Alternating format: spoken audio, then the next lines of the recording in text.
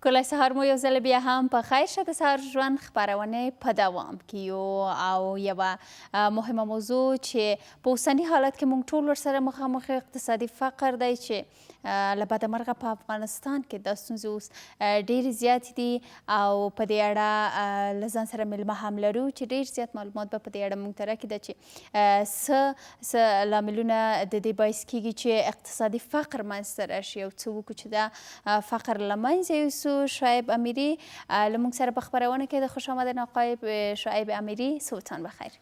با نام خداوند بخشاینده و مهربان، سلام و درود دارم خدمت شما و همکاران تکنیکتان. بسیار تشکر. یک سلام خاص خدمت بیننده های عزیز تلویزیون، خصوصا آن عده بیننده های یا خصوصا آن هموطنان ما که امروز در روی جاده ها به خاطر به دست آوردن پول داد میزنن و فقر دامنگیرشان شده. متاسفانه که مشکلات فقر در این اواخر به حد زیاد شده و انشالله که حل شوند.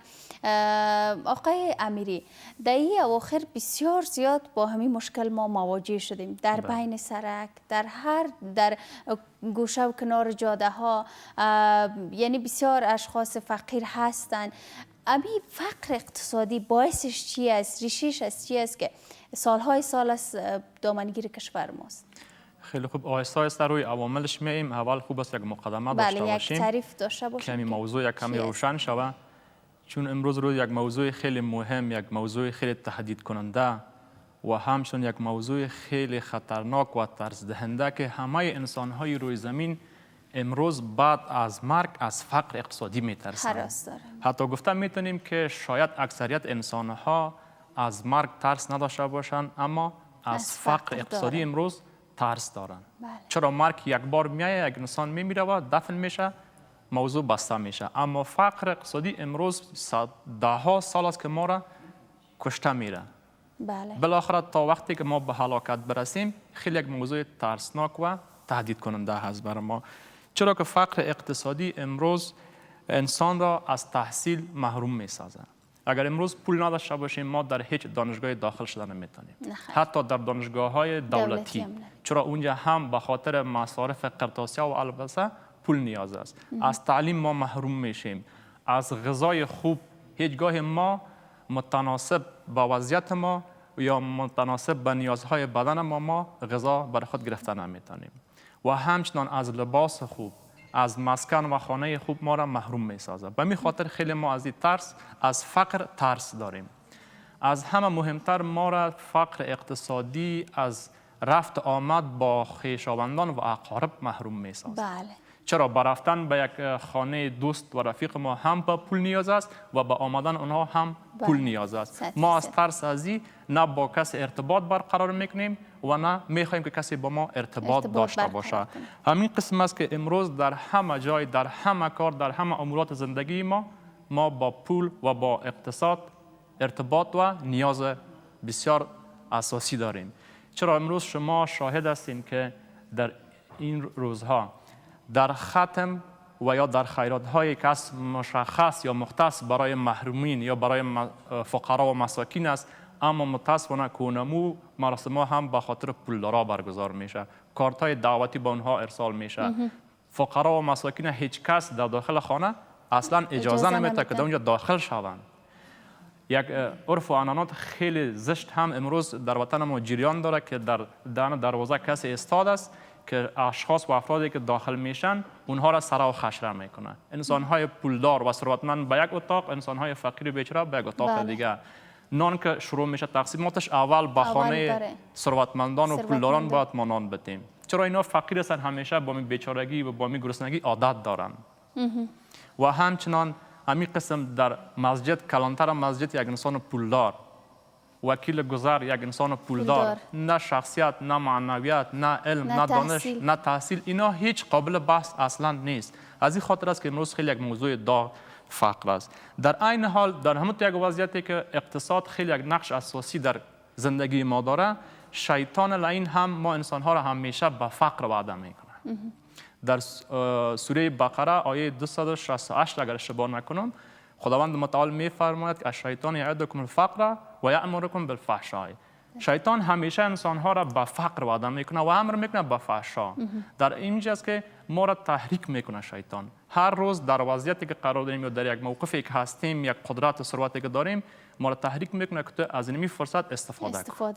پول زیاد به دست بیار، این توان، این انرژی و اینمی سمت به تو باقی نمیمونه که تو باید پولدار شوی، در آینده خودت و یا فرزندانت محروم نشن یا فقیر نشن. به این خاطر است که ما انسان ها همیشه باز اونجا رشوت اگر درگیر ما میگیریم، حریص میشیم، دزدی میکنیم، اختطاف میکنیم، حتی دیگر انسان ها را به خاطر به دست آوردن پول به خود ما به قتل میرسن. حق دیگر مردم میخورن، حق دیگران را تلف میکنیم، به حق خود قناعت هیچگاهی نداریم.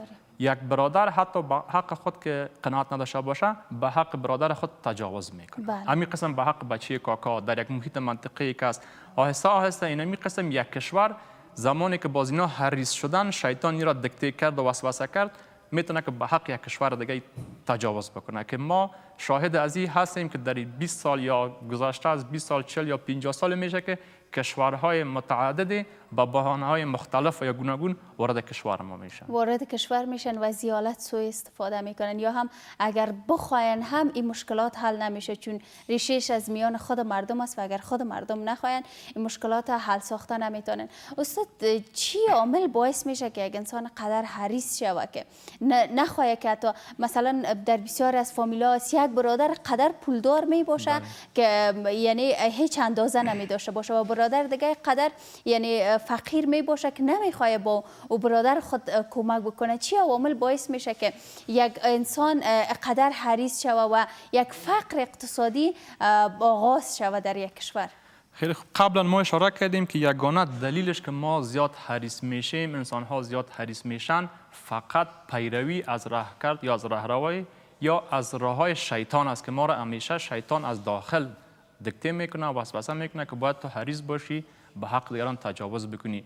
الا ماشاءالله انسان هایی که از داخل تزکیه شده باشن، آرامش داخلی یا باطنی داشته باشن، اینها با چیزی که خداوند برشان تعیین کرده با نمو قناعت داشته باشن، همیشه در فکر کار و بار خود باشن، به حق دیگران باز چگونه آرامش به وجود بیاریم در وجود خود که حرص نتونه بر وجود ما رخ نکنه؟ همین قسم که ما به خاطر آرامش یا مقبولی و زیبایی ظاهری خود با بعض برنامه ها، با بعضی از وسایل نیاز داریم، همین قسم ما به خاطر آرامش باطنی و داخلی خود هم با برنامه های تربیتی، با برنامه های تزکیه نفسی هم ما ضرورت داریم که باید ما مطابق با اونمو نیازهایی که ما داریم در داخل، که نفس هم از خود باز اونجا موضوع بسیار بزرگ میشه، غذاهایی داره که ما بتونیم ما را سرش قید بکنیم، پرهیزش بکنیم که تا نفس بالای قلب ما یا بالای بدن ما حاکم نشه، که ما پیروی از نفس نکنیم. هر زمانی که ما نفس بالایش غالب شدیم، نفس خودم محکوم ساختیم،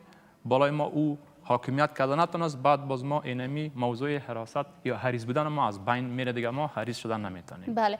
و چی کارکردهای باید یک دولت و یک حکومت داشته باشه که اجازه نده در کشورش و در همه حکومتش و با مردمش فقر اقتصادی به وجود بیاید؟ خیلی خوب، یک موضوع دیگه مونده که میخوایم بگویم، بعد بالای امی عواملش میایم. امروز امی دغدغه و یا مشکلات اصلی تماما زن و مرد، پیر، جوان، دیوانه و هوشیار، حتی کودکان ما، اینمی مشکلات با دست آوردن پول است. ببینید شما که کودکان زیر 10 سال که در همه دنیا زیر 18 سال حق نداره یا برش اجازه داده نمیشه که بره بروی جاده ها یا در یک شرکت کار بکنه، اما متاسفانه امروز کودکان ما زیر 10 سال، 5 سال، 6 سال ببینید که داد میزنن از صبح تا به دیگر چیق میزنن به خاطر به دست آوردن یک دراپا، پلاستیک فروشی میکنن و کارهای دیگه هم میکنن، اسپندی میکنن یا به موترها صدا میکنن که شارا، این کارهایی را میکنن که به این خاطر امروز همگی ما باید پیسه پیدا کنیم. از اینمی نقطه ضعف ما در گذشته ها سیاسون، حکما و زعما استفاده سو کردن، خصوصا در هنگام کمپاین های خود که اینها بر ما وعده های میدن که ما فقرتان از بین میبریم، ما شما را ثروتمند میکنیم. حتی تا زمان ما شنیدیم که گفته شد که ما در دسترخوان های شما تغییرات میاریم. متاسفانه تغییرات آوردن اما منفی. امروز خودش هم فرار کرد و رفت، ما را در یک وضعیت قرار داد که هیچ راه ما به خاطر بیرون شدن از این مشکل خود پیدا کردن همیشه نمی‌توانیم. پول نسبت به انسان ترجیح دادن، بله، ورزش انسانی ما را پایین متاسفانه آوردن. از خاطر از اینکه آگاهی درست نداشتیم از انسانها و آگاهی درست از دین اسلام نداشتیم، ما دنبال کسایی رفتیم که اونها همیشه با پول، با قدرت و با ثروت ارزش قائل بودن.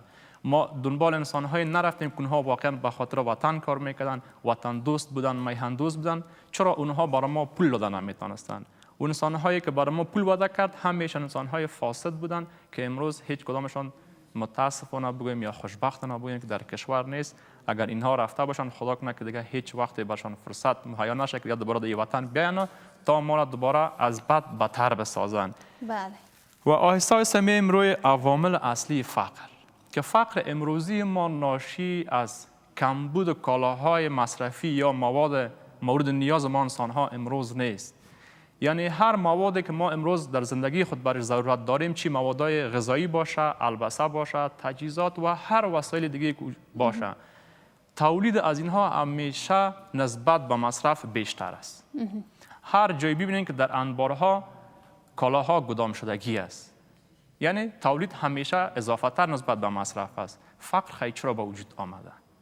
فقر امروزی ما ناشی از خواهشات ظالم نفسانی ما و همچنین از سایر روش‌های ضد انسانی، ضد نظام اجتماعی و از همه مهمتر فقر امروزی ما ناشی از روش‌های ضد نظام اقتصادی اسلامی است که امروز دامنگیر ما شده، که در کل میتونیم این را تقسیمات بکنیم که فقر امروزی در تمام دنیا 3 عامل داره.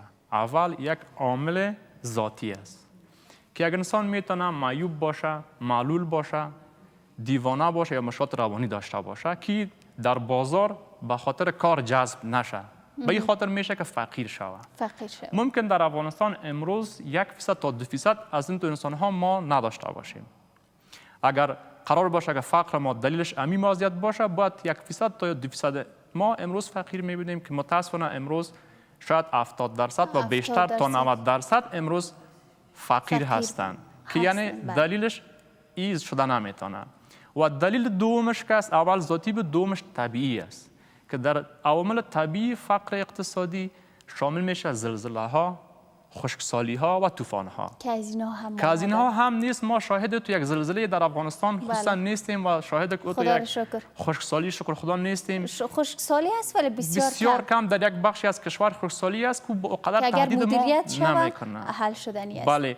و همچنان شاهد تو یک سیلاب یا طوفان زدگی ما نیستیم که بتونه 90% جامعه ما را فقیر بسازه.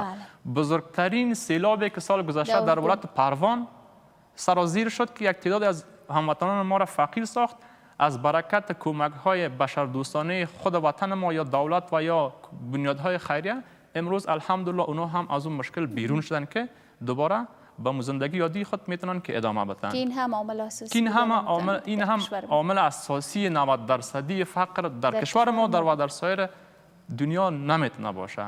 پس حتما یک دلیل دیگه وجود داره که میتونه که میلیون ها انسان کشورها را فقیر نگهداری بکنه. او دلیل چی بوده؟ او دلیل عوامل یا دلیل سیاسی و اجتماعی فقر اقتصادی است که خیلی تهدید کننده، خیلی عمده و اساسی است که میتونه گفت میلیون ها و حتی چندین کشور را با هم یک جای فقیر نگهداری بکنه. که در اینجا چند موضوع بسیار اساسی نشده که دانه دانه بالای ازی اگر وقت داشته باشیم بحث میکنیم. اولین دلیل یا عوامل سیاسی و اجتماعی فقر که است نداشتن یک رهبر و یا زعیم سیاسی سلیم است در یک کشور. ما که در گذشته ها شاهد هستیم که یک رهبر و یا زعیم سیاسی درست، سلیم، وطن دوست، میهن دوست که به وطن ما خدمت بکنه نداشتیم متاسفانه. با وجودی که میلیون ها دلار، میلیاردها دلار در کشور ما آمد، دوباره همیشه غارت شد، در جیب چند نفر رفت، رسوب کرد. دیگه ما از حرص بود و رهبر سلیم ما نداشتیم که درست مدیریت بکنه.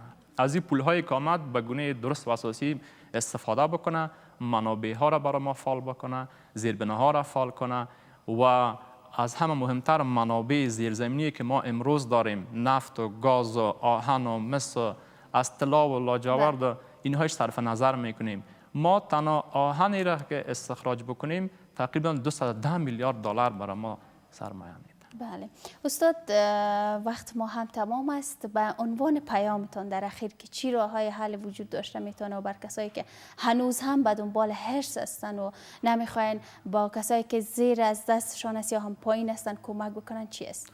خب تا زمانی که ما دلیل یا عوامل فقر را نفهمیم راه کردن وجود نمی داشته تا یک باشه. حدی که خیلی عواملش کوتاه می روشن 3-4 دلیل دیگه را میگم، فقط درست. عنوانایش هم میگم.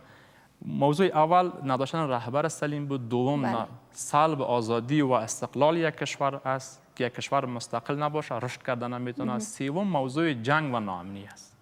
کشوری که جنگ باشه، ناامنی باشه، در اونجا هیچ کسی حاضر به سرمایه گذاری نمی باشه، بالاخره او کشور فضای کار هم وجود نمی داشته باشه. و موضوع چهارم تحریم های اقتصادی است. موضوع پنجم هم نبود سیستم عادلانه است که متاسفانه در 20 سالی که ما شاهدش هستیم اما تو یک سیستم عادلانه وجود نداشت. یک کسی میگه که 5000 معاش داره، یک کسی میگه که 500000 معاش داشت. بله. اینجا حق مردم تلف شده میره. بله. حضرت علی کرم الله وجهه هم میفرماید که هیچ نعمت را ما جای فراوان ندیدیم مگر اینکه در پهلوش حق کسی تلف شده باشه. حق 5000 افغانی تلف شد، دیگه کس 500000 افغانی معاش میگرفت. و مهم از همه نبود روحیه ایمانداری و همکاری است که میتونه که کشور به طرف فقر ببره. بله. بسیار تشکر استاد از اینکه تشریف آوردین. ان شاءالله که در برنامه‌های آینده روی موارد حل یکی چگونه بتونیم حل بسازیم و از بین ببریم فقر اقتصادی در کشور صحبت ها خواهیم داشت. سلامت باشین. تشکر. ما در خدمت هستیم. ان شاءالله که وقت خوبتر می بود، کمی که وقت بیشتر نیاز است تا که موضوعات درست تحلیل شود. ان شاءالله در برنامه‌های آینده. بسیار تشکر استاد. خواهش میکنم.